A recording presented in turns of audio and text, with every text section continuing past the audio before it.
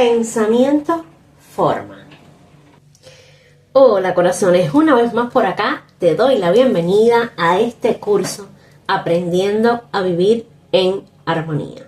Y hoy vamos a estar hablando, entre otras cosas, de el pensamiento forma. ¿Qué es un pensamiento forma? Para la mayoría de las personas, he de decir que generalmente se le hace raro mezclar la palabra o el concepto de pensamiento con la forma.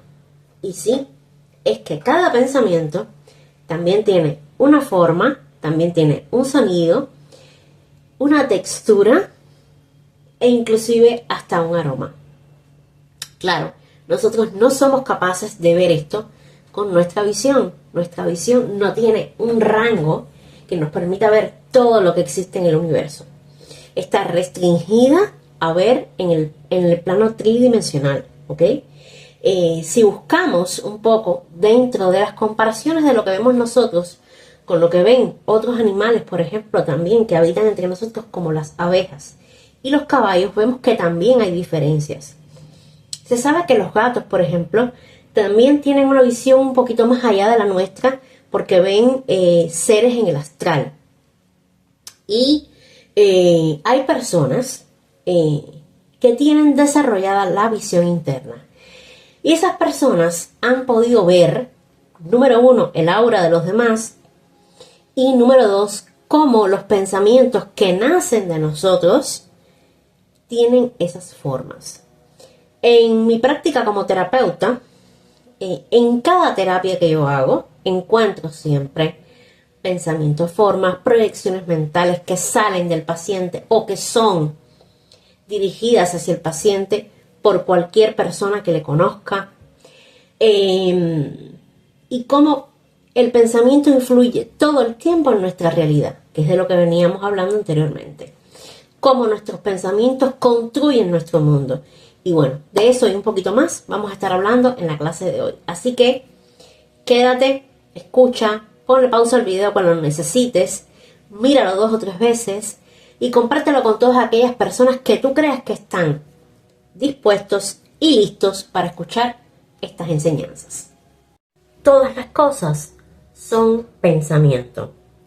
Toda vida es una actividad del pensamiento, de una mente, de una conciencia.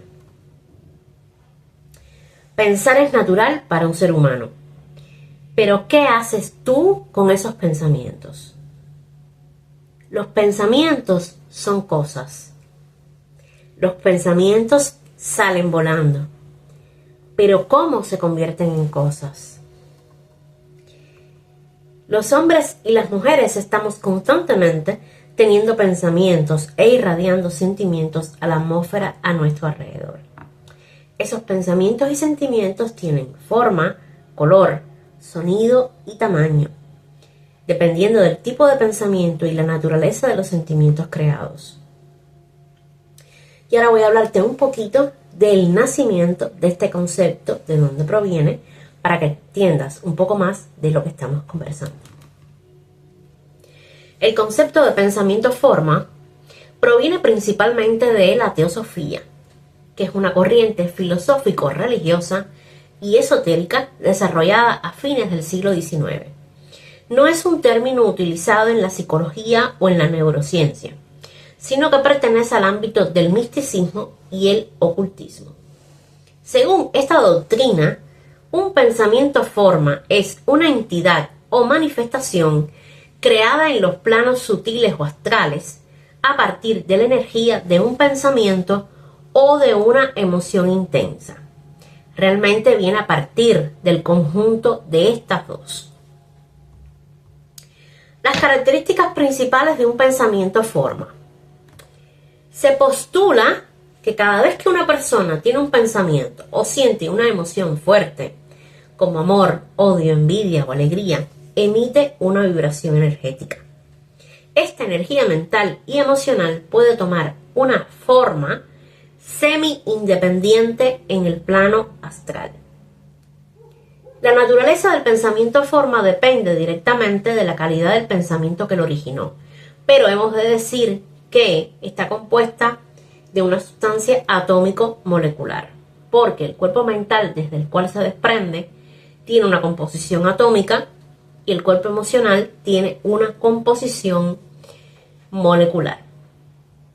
Los pensamientos positivos, es decir, amor, compasión, alegría, misericordia, crean formas de colores brillantes y de alta vibración que tienen un efecto benéfico.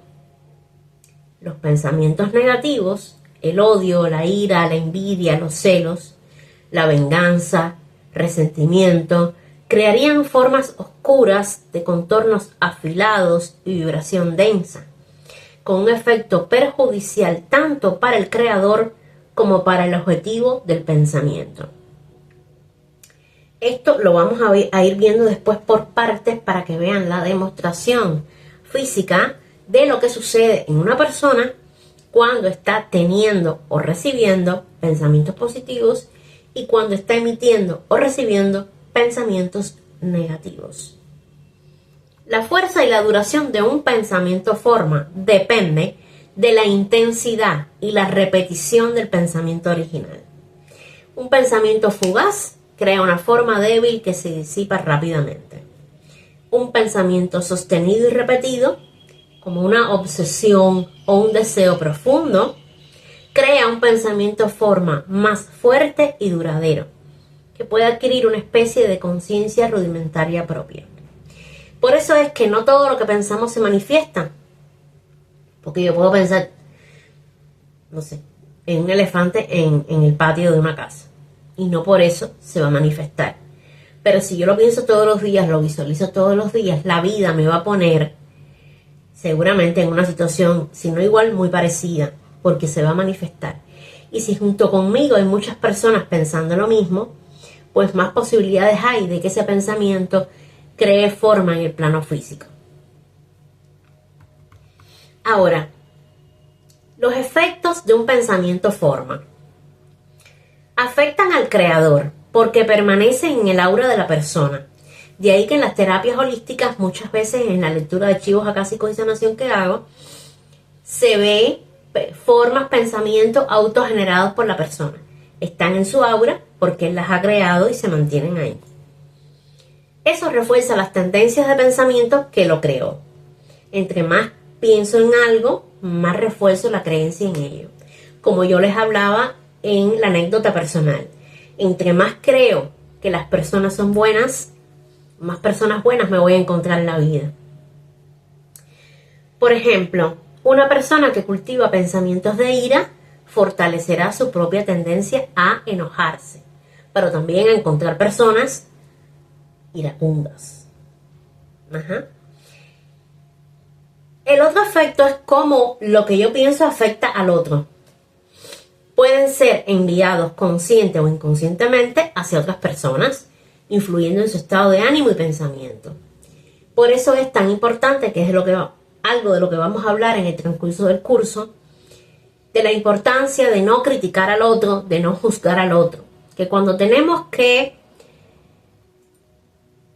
ser guías del otro, entonces ahí nos toca un poquito decir lo que está haciendo mal y cómo puede hacerlo bien. Pero hay que ver muy bien la manera en que lo hacemos. Por eso es tan importante saber cómo le hablamos a las personas que amamos, porque generalmente esas personas que amamos muchas veces son las más perjudicadas de nuestros pensamientos. El miedo de los demás a que a nosotros nos pase algo, la preocupación de los demás, el querer corregir desde la crítica y no desde la instrucción, son cosas que están todo el tiempo lacerando y haciendo que la vibración de las personas a nuestro alrededor sea baja. Y no contribuimos con eso a que las personas sean mejores personas, sino todo lo contrario.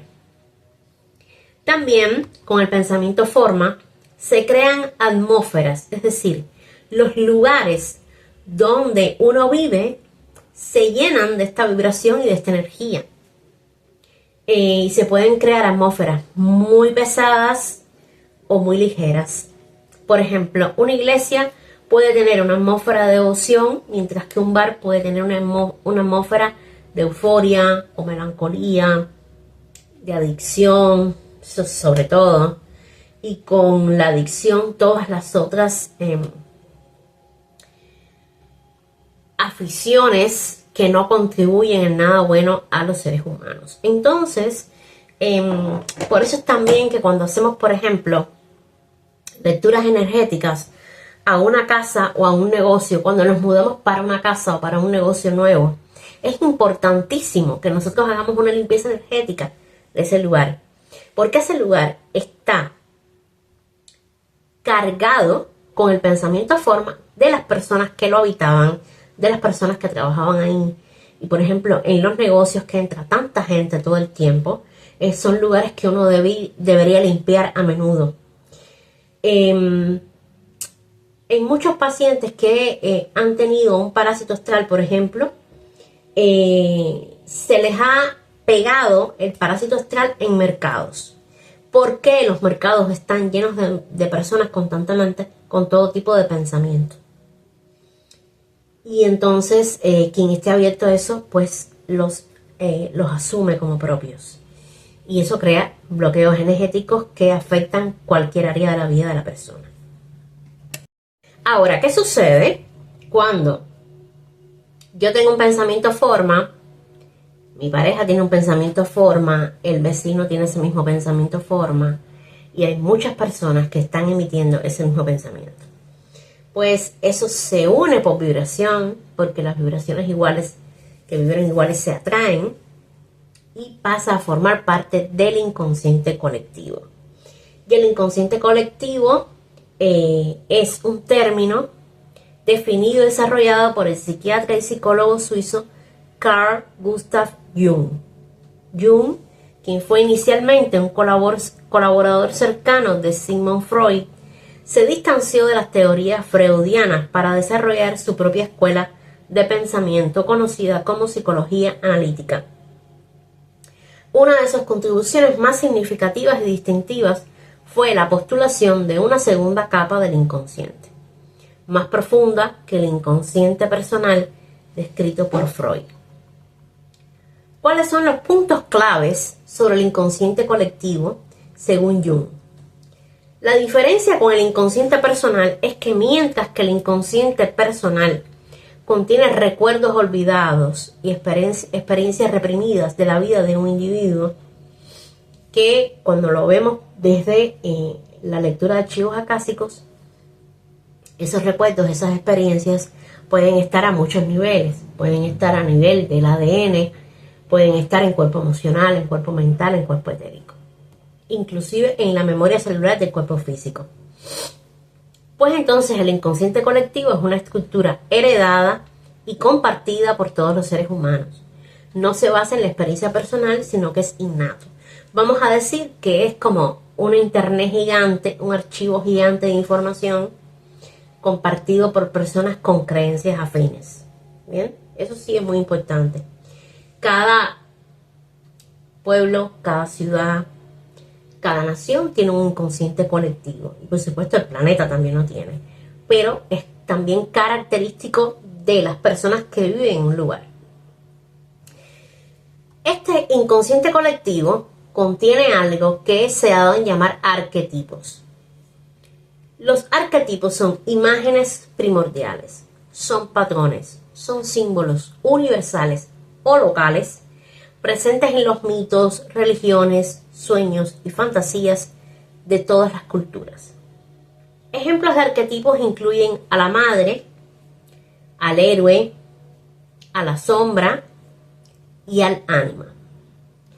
Jung desarrolló esta idea tras observar similitudes sorprendentes en los símbolos y temas mitológicos de diversas culturas, muchas de las cuales no habían tenido contacto entre sí. También se basó en el análisis de los sueños y fantasías de sus pacientes, donde identificó estos patrones recurrentes que no podían explicarse únicamente por sus vivencias personales.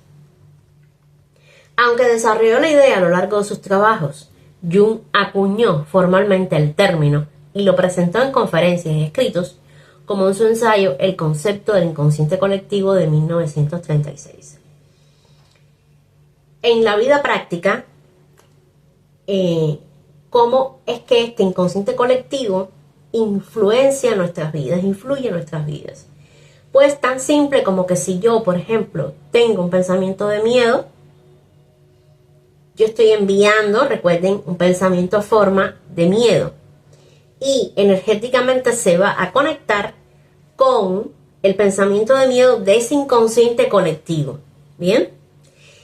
Y voy a atraer hacia mí toda la fuerza atómico-molecular de ese pensamiento de forma a nivel de inconsciente colectivo. Por lo tanto, ese miedo mío se va a aumentar, se va a multiplicar tanto tiempo como yo le dé fuerza, como yo le dé energía. Bien, cuando yo le retiro mi energía, lo cual es igual a que le retiro mi atención, ese vínculo se desconecta. Entonces, cuando los pacientes vienen a terapia, muchísimas veces, muchos de los patrones de comportamiento, muchas de las creencias, mucho del pensamiento y del sentimiento que tienen en ese momento no proviene de ellos, proviene de ese inconsciente colectivo que los está afectando y a la vez manipulando. ¿Bien? Bien, ¿cómo se produce esto? Yo tengo un pensamiento, ¿ok? Yo, vamos a suponer que estoy recordando el día que tuve a mi sobrina por primera vez en mis brazos, ¿ok? Si yo tengo solamente la imagen, ese pensamiento no tiene fuerza. Pero cuando eso yo le pongo la emoción que yo sentí en ese primer abrazo, entonces yo le estoy irradiando, infundiendo una energía a ese pensamiento. Es como si yo tuviese en mis manos un globo vacío, pero de repente yo empiezo a inflar ese globo, ¿ok? ¿Qué hace? El globo empieza a aumentar, empieza a transformarse además. Y si yo logro atarlo, que sería colocar toda mi intención, toda mi atención en esa energía, y lo suelto, ¿qué pasa? Vuela, se aleja, se eleva. Y asimismo el pensamiento irradia a todo nuestro alrededor e influye en nosotros, como habíamos dicho, en todo nuestro entorno y en todas las personas que están a nuestro alrededor. Y para que vean una demostración más física de esto que les estoy hablando, les voy a invitar a ver un documental que les voy a estar dejando acá abajo el enlace para que vean el documental Los mensajes del agua de Masaru Emoto. Además, les voy a estar poniendo acá ahora a continuación determinadas imágenes para que vean cómo influenciamos al agua, que tiene una constitución molecular, con nuestros pensamientos y sentimientos.